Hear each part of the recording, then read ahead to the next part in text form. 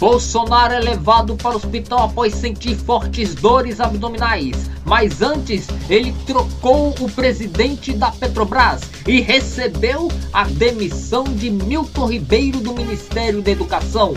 O Banco Central vai parar. Seus servidores decretaram greve. Paulo Câmara decreta o fim da obrigatoriedade do uso de máscaras em áreas abertas. Você vai ver também as informações do Oscar. Teve tapa na cara, premiação de melhor filme e de melhor ator, que ganhou bastante repercussão.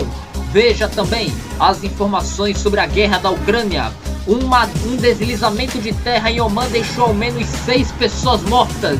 No Malta, houve eleição para primeiro-ministro. E ainda as informações da Copa do Nordeste. Náutico fica de fora da final depois de perder para o Fortaleza, que vai jogar com o Sport, que venceu o CRB.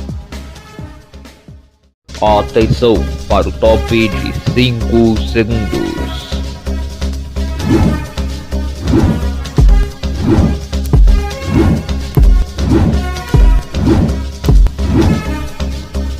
No ar, um campeão de audiência no seu ponto da notícia.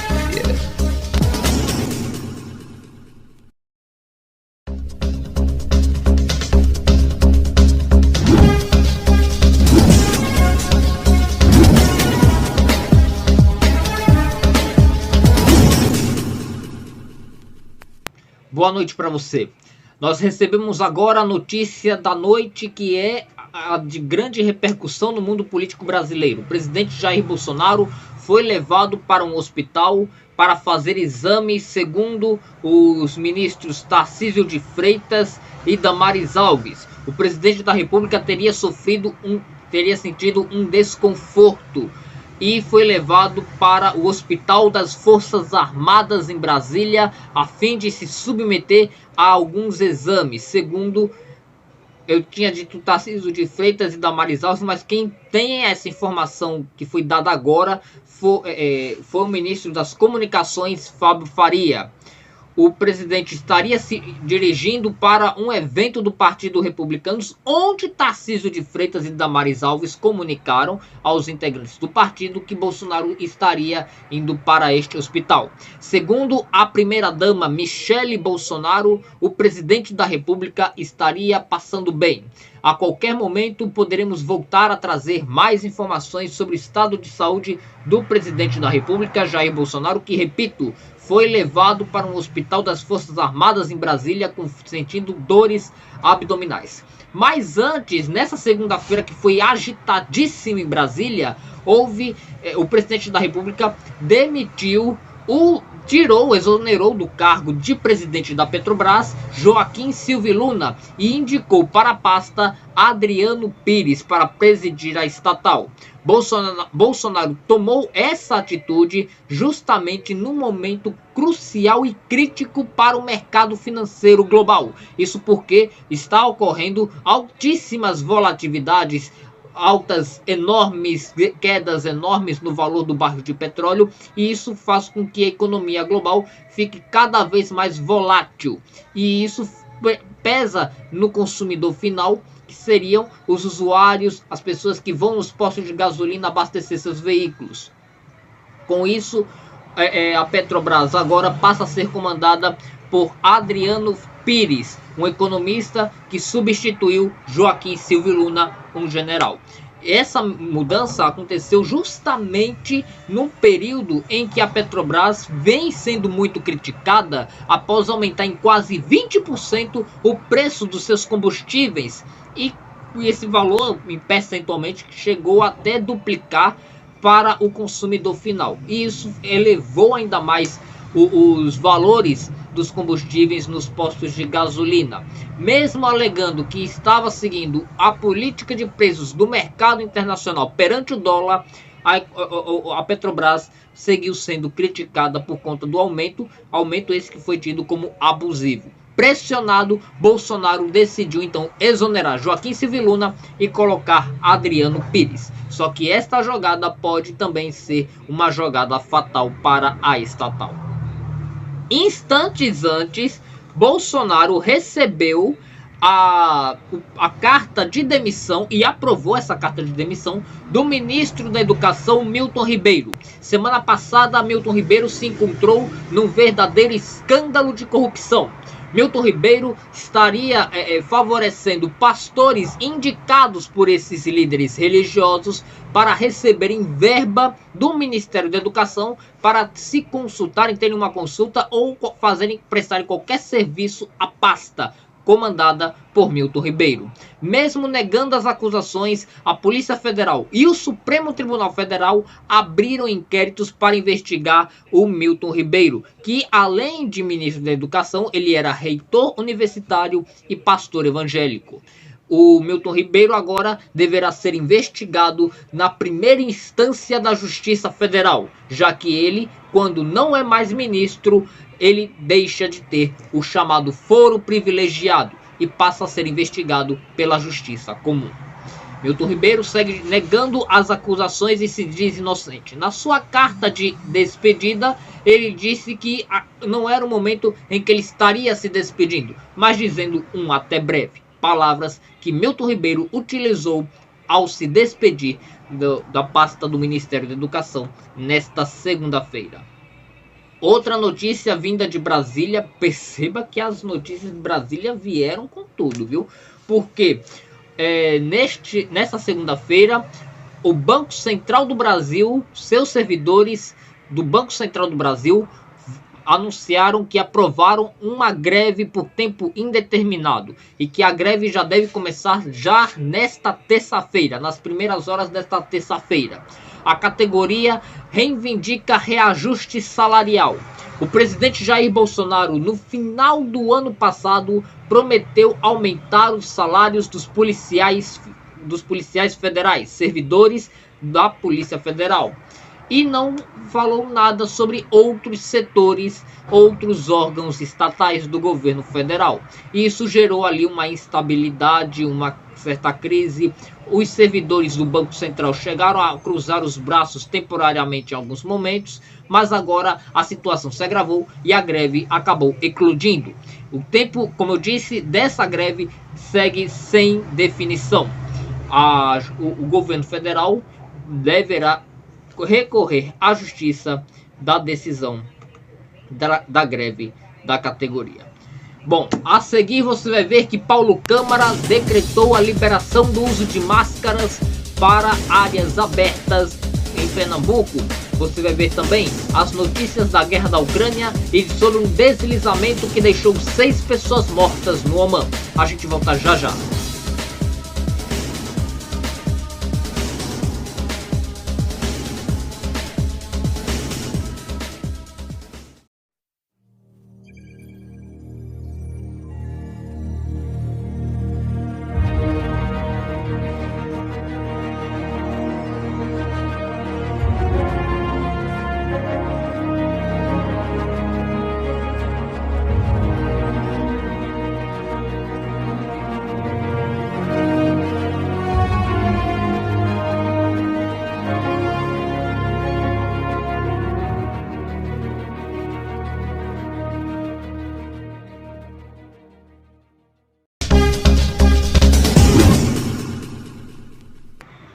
O governador de Pernambuco, Paulo Câmara, anunciou nesta segunda-feira que a partir desta terça-feira, 29 de março, estão liberadas em áreas públicas, áreas abertas, o uso de máscaras das pessoas. Ou seja, essas pessoas não são mais obrigadas a utilizarem a máscara em áreas abertas. O pronunciamento do governador Paulo Câmara foi divulgado nas redes sociais, onde o governador do PSB disse que os estádios de futebol também deverão receber, assim como grandes eventos, 100% da capacidade de público. Veja aí. Amigas e amigos, completamos no último sábado a 7ª semana seguida de queda nos índices da Covid-19 em Pernambuco. Além de casos, óbitos e solicitação de vagas em UTI em patamares baixos, o índice de positividade nos exames processados está em 0,95%, o menor número desde o início da pandemia. Com esses dados, podemos avançar no nosso plano de convivência e acabar com a obrigatoriedade do uso de máscaras em ambientes abertos. Também estamos encerrando o limite de público em eventos, podendo os espaços de shows, festas e estádios de futebol receber 100% de sua capacidade. Essas importantes medidas só estão sendo possíveis pela atitude de cada pernambucano e cada pernambucana, que desde março de 2020 compreendeu que só chegaríamos ao atual ponto, respeitando as recomendações sanitárias e levando a sério a prevenção. Vamos manter a obrigatoriedade da apresentação da dose de reforço para ter acesso aos eventos, bares e restaurantes. A vacinação ainda é a nossa principal arma na luta contra o coronavírus e precisamos incentivar a imunização daqueles que ainda não estão com o esquema completo. As medidas já valem a partir dessa terça-feira, 29 de março. Áreas fechadas ainda continuam tendo a obrigatoriedade do uso da máscara e para o acesso a eventos, bares e restaurantes está continuando sendo exigido o comprovante de vacinação completo, incluindo com a dose de reforço para uso, para a pessoa poder ter acesso ao consumo interno nestes estabelecimentos ou participação nestes tipos de eventos. Como eu disse logo no começo, as medidas já devem entrar em vigor já nesta terça-feira, 29 de março de 2022, pouco mais de 2 anos do começo da pandemia no estado de Pernambuco. O PRTB oficializou nesta segunda-feira a pré-candidatura de Armando Filho para o governo de Pernambuco. Nascido no Cabo de Santo Agostinho, no Grande Recife, Armando Filho é cantor, compositor de músicas gospels e começou a carreira na Igreja Assembleia de Deus. O Armando Filho, ele é agora mais um pré-candidato que se une agora às pré-candidaturas de Marília Reis, do Solidariedade, de Raquel Lira, do PSDB, Miguel Coelho, da União Brasil, Anderson Ferreira, do PL, Danilo Cabral, do PSB, João Arnaldo, do PSOL, e agora vem mais Armando Filho, do PRTB, para se unir à pasta. Bom, vamos agora aos números da pandemia, antes da gente continuar com as notícias das eleições, porque agora chegou os números da pandemia no Brasil. Nas últimas 24 horas, nosso país registrou 86 mortes e 10.709 casos de Covid-19. No total, o Brasil tem 659.012 mortes provocadas pela Covid e 29.849.877 mortes provocadas pela Covid. Pessoas infectadas desde o começo da pandemia. A média móvel de mortes é de 39% menos, uma queda de 39%. A média móvel de casos tem uma redução de 28%. Os estados que estão em tendência de alta no número de mortes são Roraima, Maranhão e Pernambuco. O único estado que mantém sua estabilidade nesses números é o estado de Goiás. Quem não divulgou dados foi o estado de Tocantins.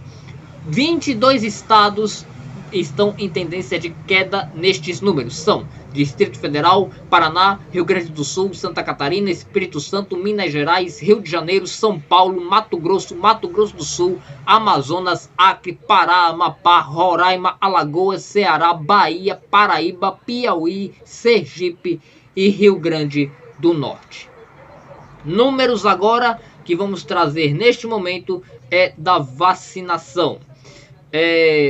O Brasil tem pessoas totalmente imunizadas que receberam 2 doses ou dose única, 160.074.934 pessoas, o equivalente a praticamente 80% da população brasileira apta a receber a vacinação. Isso aí já é um número bastante promissor, uma boa notícia em termos de vacinação em nosso país. Os bombeiros seguem buscando mais um pescador que teria desaparecido depois que um barco teria naufragado no mar no município pernambucano de Cabo de Santo Agostinho. 3 pescadores estariam neste barco que, devido às chuvas do último fim de semana, acabou naufragando. 2 corpos foram encontrados neste fim de semana. Um estaria seguindo desaparecido. As buscas devem continuar As buscas devem continuar já nesta terça-feira. A gente vai agora trazer informações para vocês sobre o festival Lollapalooza. Terminou ontem o festival, onde contou com vários artistas nacionais e estrangeiros, com destaque para Pablo Vittar, que num certo momento expôs uma bandeira do ex-presidente e candidato à presidência das eleições deste ano, Luiz Inácio Lula da Silva. Essa ação foi considerada, foi entendida, interpretada pelo Partido Liberal, partido do presidente Jair Bolsonaro, como uma propaganda política antes do tempo. E o PL foi até o TSE para poder reivindicar essa ação, para proibir qualquer manifestação política durante o festival. A ação até saiu no domingo favorecendo o Partido Liberal, mas a decisão acabou sendo contestada pelos organizadores do Lollapalooza. Ontem, a banda Foo Fighters iria se apresentar, mas teve que ser substituída às pressas após a morte do baterista da banda, o Taylor Hawkins, que morreu no último sábado quando estava num hotel em Bogotá. Autoridades colombianas acreditam que Taylor Hawkins teria ingerido entorpecentes ilícitos antes de viajar para São Paulo. A banda teria se apresentado num show que aconteceu no dia anterior, na noite de sexta, na capital colombiana. Você vai ver a seguir as informações de um deslizamento de terra que aconteceu em Omã. No Malta, houve eleição para primeiro-ministro. Em El Salvador, o presidente retira os direitos constitucionais. E as notícias da guerra da Ucrânia. A gente volta já.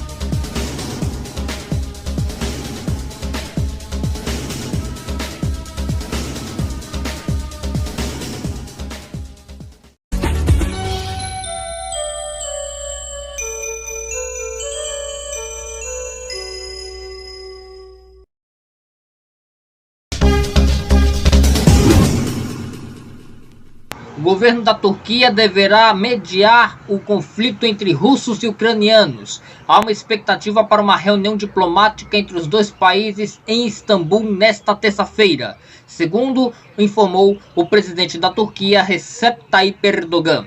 Russos e Ocidente estariam em uma tensão um pouco maior após a fala do presidente dos Estados Unidos, Joe Biden, neste fim de semana. Biden esteve na Polônia e disse que Putin era um açougueiro e que ele deveria deixar de imediato do poder.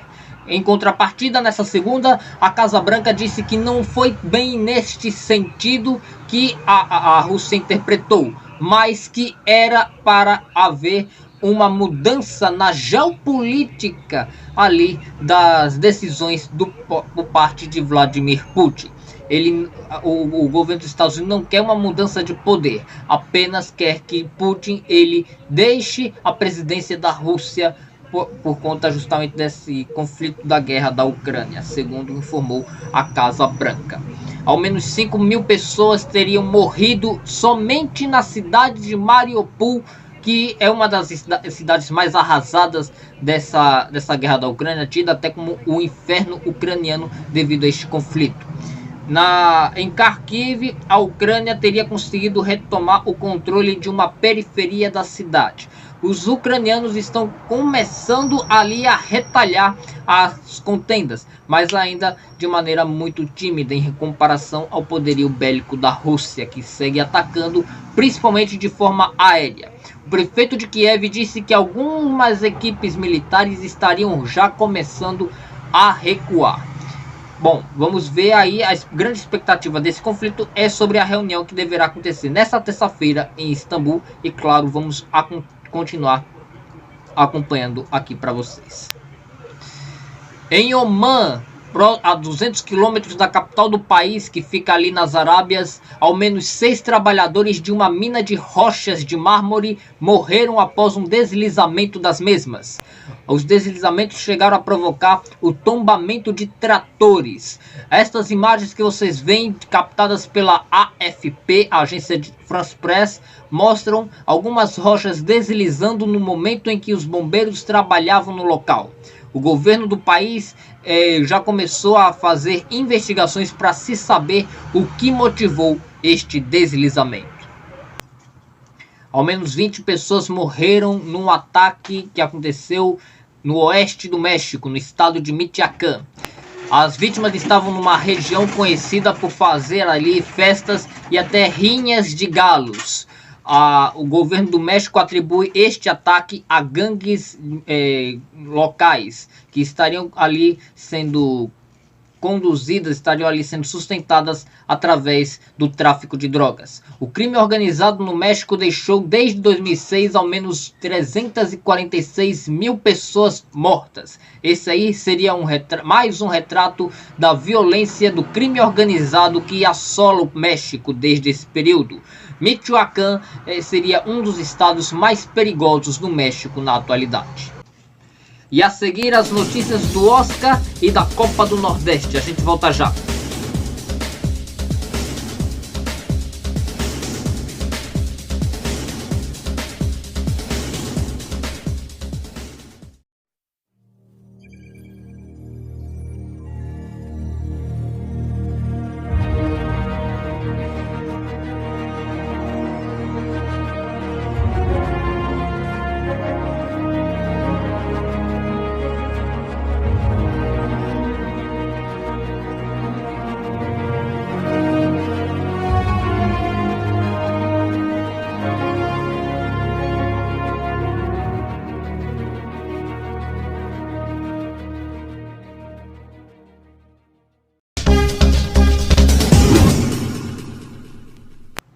O Oscar de 2022 já entrou para a história, talvez não somente por conta da formatação ou do momento, mas também por um momento inusitado. Mas ontem também teve suas premiações marcantes e históricas. No Ritmo do Coração foi o filme vencedor. O prêmio de melhor ator foi para Will Smith, que instantes antes deu um tapa na cara do apresentador da premiação, Chris Rock, que teria feito uma brincadeira de mau gosto com a mulher de Will Smith. Agora há pouco, através das redes sociais, o ator pediu desculpas a Chris Rock, que foi perguntado, o humorista apresentador Chris Rock foi perguntado se ele queria prestar um boletim de ocorrência na polícia de Los Angeles, mas ele negou. O clima ficou meio sem graça, né, depois desse momento, mas a premiação seguiu com o seu rito normal. A academia organizadora do Oscar disse que qualquer ação de violência é repudiada pelo órgão e que as ações ocorridas ontem irão ser investigadas. Nas redes sociais, Will Smith foi acolhido por muitos, mas criticado por outros, por conta do uso da violência contra o apresentador e humorista Chris Rock. Algumas pessoas chegaram a destacar que Will Smith era o 5º ator negro a vencer a premiação norte-americana mais importante do cinema mundial. Já no esporte, agora falando da nossa realidade futebolística, a Copa do Nordeste foi boa para um lado, mas não foi boa para o outro. Foi boa para o Sport, que venceu por 3-1 ontem com gols de Búfalo e de Luciano Juba. Venceu o time do CRB jogando na Arena de Pernambuco. O Sport agora vai encarar na final do Nordestão o Fortaleza, que jogando em casa conseguiu vencer o Náutico por 2-0. Apesar do domínio alvirrubro, o Fortaleza abriu o placar no primeiro tempo com Robson Romero. No finzinho da partida, Silvio Romero sacramentou a vaga para a final do time cearense. O Náutico, mesmo derrotado, jogou bem e foi acolhido pela torcida.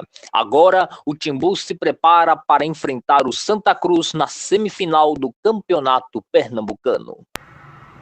O Timbu agora vai priorizar, a partir deste instante, a semifinal do Campeonato Pernambucano.